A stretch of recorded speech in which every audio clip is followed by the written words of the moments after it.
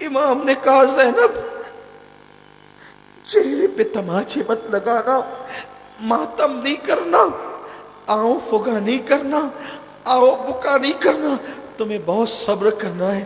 اب میں نے جانا ہے میدان کربلا میں اور ان ظالموں سے میں نے جنگ کرنی ہے۔ ابھی یہ گفتگو ہو ہی رہی تھی کہ حضرت مولا علی اکبر ہم شبیہ پیغمبر، ہائے ہائے، ایک میت ہوتی ہے تو کتنے دن تک لوگوں کو دکھ ہوتا ہے، ایک میت پہ کتنا دکھ ہوتا ہے، ایک بچہ مر جاتا ہے تو مائیں برسوں یاد رکھتی ہے، ابھی یہ گیا تو ابھی یہ گیا تو ابھی یہ گیا تو ابھی یہ گیا، صبح سے لاشیں اٹھا رہے، اور ابھی ہم شبیہ پیغمبر بیٹا سامنے آ کے کھڑا ہوتا ہے، ابا میں بھی جاؤں گا، بس حصول برکت کے لیے چند جملے مولا علی اکبر کی بارگاہ میں خراج پیش کر رہا ہوں، اللہ میری نوکری اہل بیت کی بارگاہ میں غلامی کی نظر قبول کر لے۔ پوری شہادت نہیں پڑھ سکتا، بس مختصر اتنا، امام نے کہا تم نہیں جاؤ گے، تم نے نہیں جانا ہے، تم نے نہیں جانا ہے۔ علی اکبر نے کہا سب شہید ہوں، سب شہادت کے مرتبے پائیں، میں محروم رہوں؟ ابا مجھے جانے دے، جانے دے، آپ نے، تم نہیں جاؤ گے، کس منہ سے اجازت دو تمہیں؟ ہم شبیہ رسول، تصویر رسول ہو، جب نانا کی یاد آتی ہے تو ہم تمہیں دیکھتے ہیں، تمہارے بعد کس کو دیکھیں گے؟ کہا کہ آپ کے بعد میں نہیں جی سکتا ابا جان، میں آپ سے پہلے جاؤں گا۔ سب جانتے تھے نا کہ کہاں ان کو قائل کیا جا سکتا ہے، مائل کیا جا سکتا ہے۔ فوراً علی اکبر نے کہا ابا آپ کے نانا کا واسطہ مجھے جانے دو نا۔ جیسے بیٹے نے نانا کا نام لیا، مولا حسین پھوٹ پھوٹ کے رونے لگے۔ یہاں پر آپ بھی اور بچوں کے باپ ہو، میں بھی ہوں، اللہ سب کی اولاد سلامت رکھے۔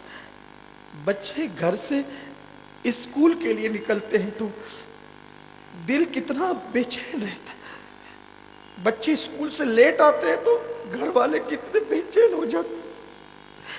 56 سال کا ایک باپ 18 سال کے بیٹے کو سینے سے لگا رہا تھا، یہ کہہ کر کہ ٹھیک ہے نانا کا واسطہ دیا ہے جاؤ۔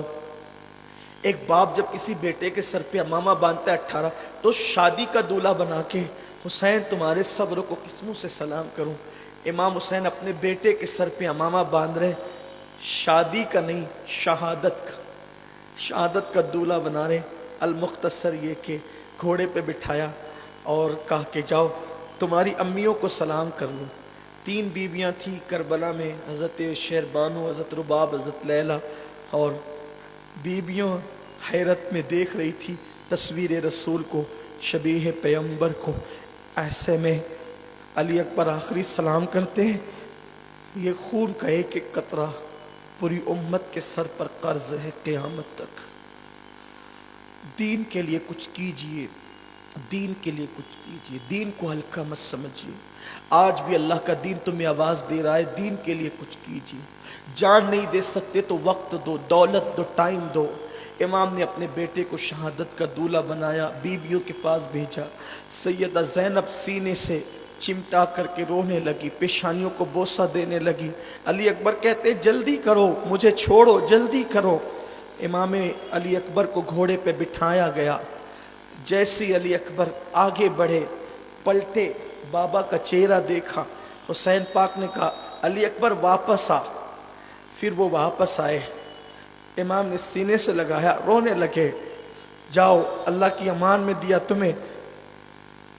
پھر گئے، پلٹ کر بابا کو دیکھا، واپس آ۔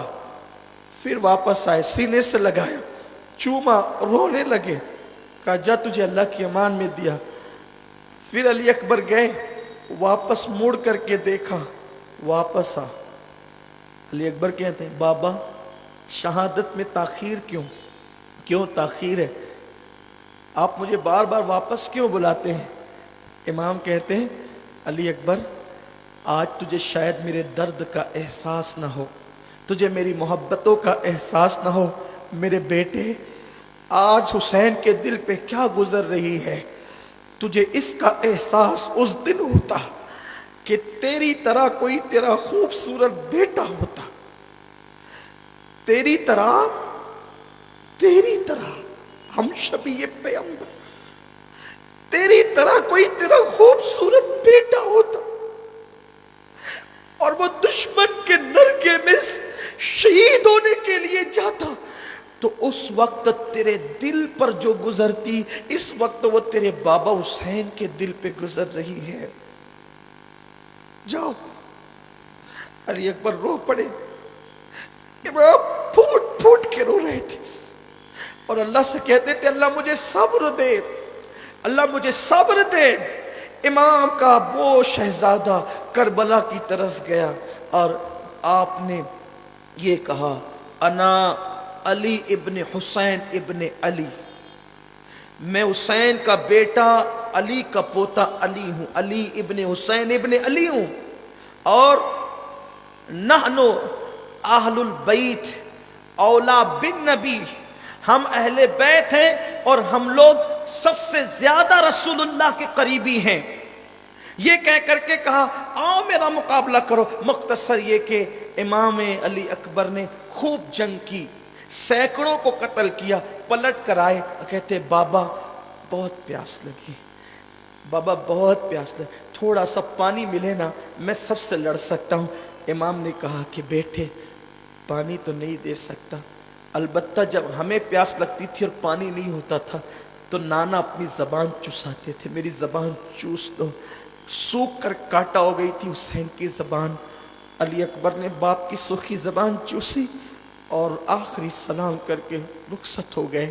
ابن عساکر کی روایت کے مطابق امام علی اکبر جب دوسری مرتبہ گئے اور چاروں طرف سے گھیر لیے گئے، ہزاروں کے لشکر میں، گویا کہ حسین کا چاند اس وقت گہن میں آ گیا ہے، چاروں طرف سے گھیر لیے گئے اور تیروں کی تلواروں کی برسات گویا ہونے لگی۔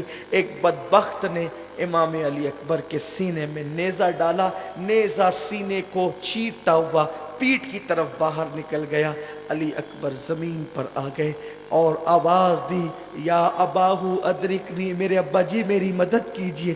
امام پاک جیسے ہی دوڑے، دوڑنے کے بعد گئے تو دیکھا کہ علی اکبر پیروں کو زمین سے گھسڑ رہے، زمین پہ رگڑ رہے تھے پیروں کو، درد کی وجہ سے پیروں کو زمین پہ رگڑ رہے تھے۔ دل میں مرادیں لیں، علی اکبر پاک کی شہادت سنیں، اللہ اکبر۔